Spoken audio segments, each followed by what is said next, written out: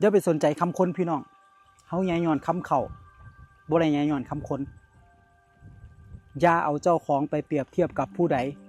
อย่าเอาผู้ใดมาเปรียบเทียบกับตัวเฮาเฮาเป็นเฮาบ่แม่นคนอื่นขนาดเกิดก็เกิดจากพ่อแม่คนละคนกันบ่มีความจำเป็นอีหยังที่เฮาจะต้องเอาเจ้าของไปเปรียบเทียบกับคนอื่นเฮาเฮ็ดซ้ำนี่ก็อยู่ซ้ำนี่เฮาเป็นซ้ำนี่ถ้าเกิดว่าเฮาเอาเจ้าของไปเปรียบเทียบกับคนอื่นเฮ้ยเป็นหยังเฮาคือบ่รวยคือเขาเป็นหยังเฮาคือบ่เก่งคือเขาเป็นหยังแบบนี้เฮาคือบ่ได้คือเขาทุกตลอดบ่มีความสุขเลยถ้ามัวแต่เอาเจ้าของไปโจมปักว่าคือบ่ได้คือคนนั้นคือบ่ได้คือคนนี้บ่มีความสุขครับ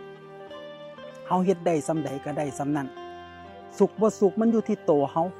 ทุกข์บ่ทุกข์มันก็อยู่ที่ใจเฮาลองเบิ่งพี่น้องถ้าเกิดว่าเฮาเอาเจ้าของไปเปรียบเทียบกับคนอื่นหลายบางเทื่อก็เป็นการด้อยค่าเจ้าของว่าเฮ้ยเป็นหยังเฮาคือบ่เก่งคือเขาคือบ่รวยคือเขาคือบ่มีคือเขาคนเฮาเกิดมา